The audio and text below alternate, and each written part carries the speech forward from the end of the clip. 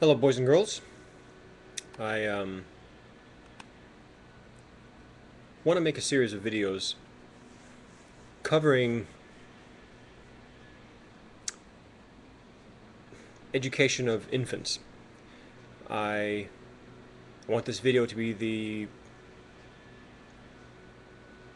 the starter for that series. In my experience, and in my opinion, I don't feel that most people value memory, or I don't feel that most people value their own memory enough to see the importance of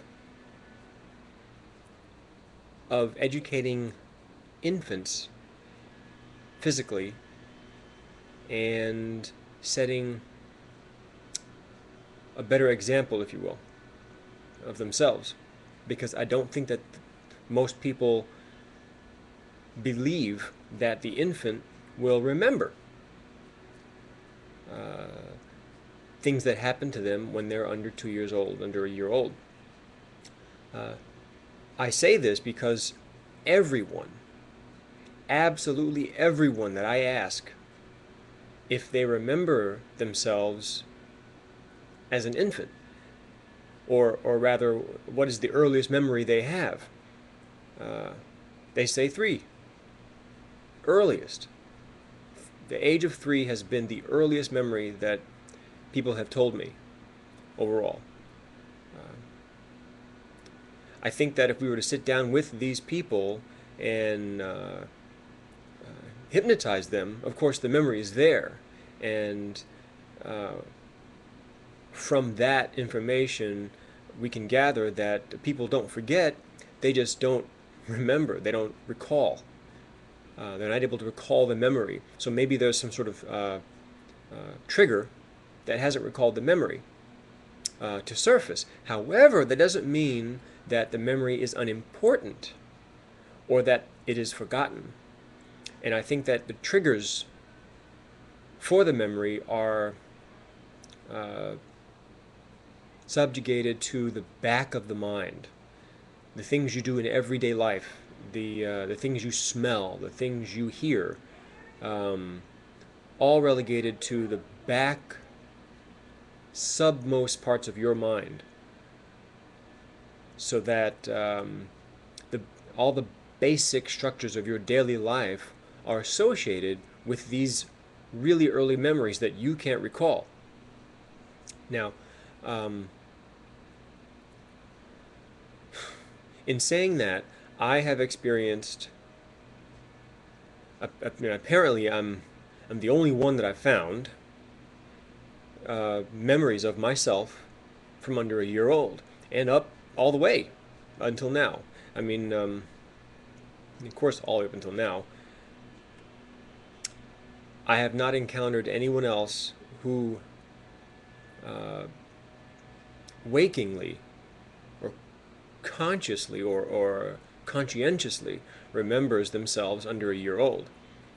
Now this has posed a problem for me, because it's difficult to teach someone that their infant, that their child will remember them when the child is under a year old.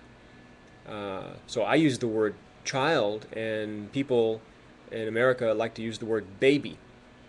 Are you going to have a baby? No. I'm going to have a child. I'm going to reproduce a human being.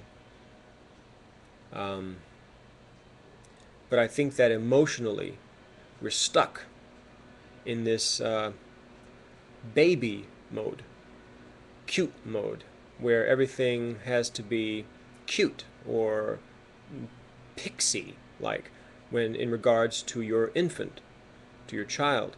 And I think this is one error that may need to be addressed by parents across the planet. Okay?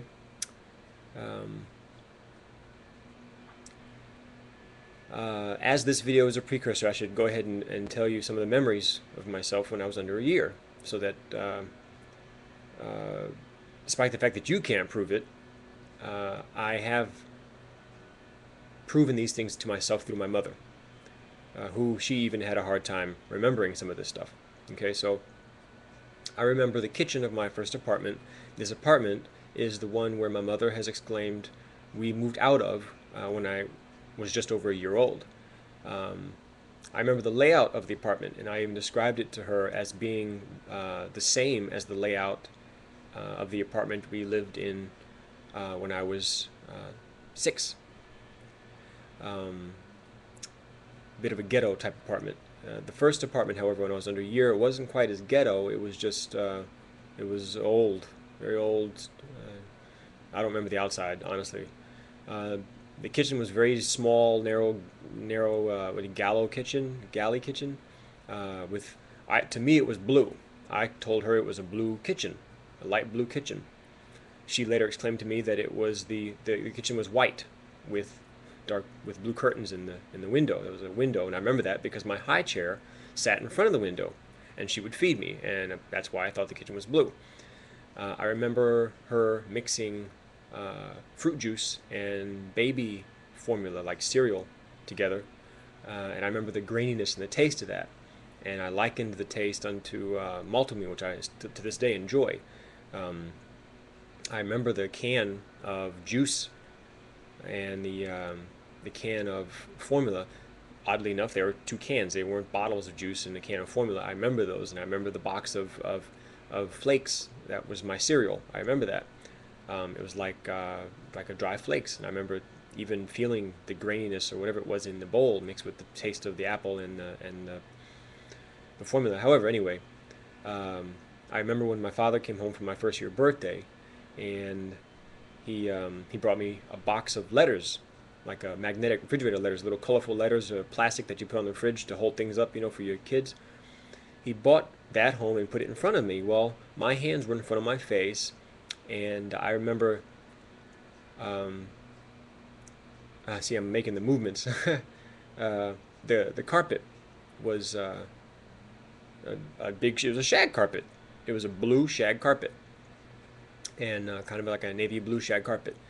And I grabbed the letters, and I can feel my hand clenching as I talk about it.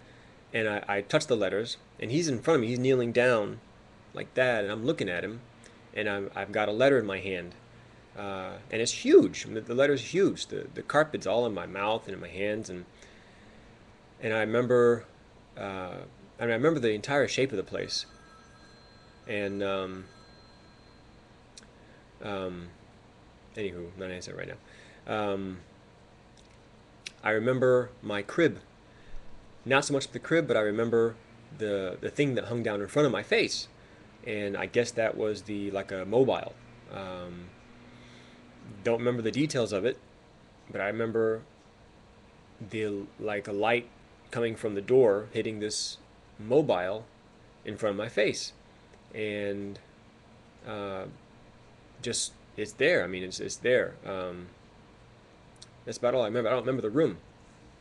Anywho, there's a few other memories, and it's just really unimportant. I remember that. I remember being 2 years old and 3 years old and 4 years old. I remember where we lived. I have everything timed and cataloged in my memory by the place that we lived in. So I'm going to move on to the next video and see if I can help to create an association between the infant's memory and the adult, and why it's important to note that when caring for your young.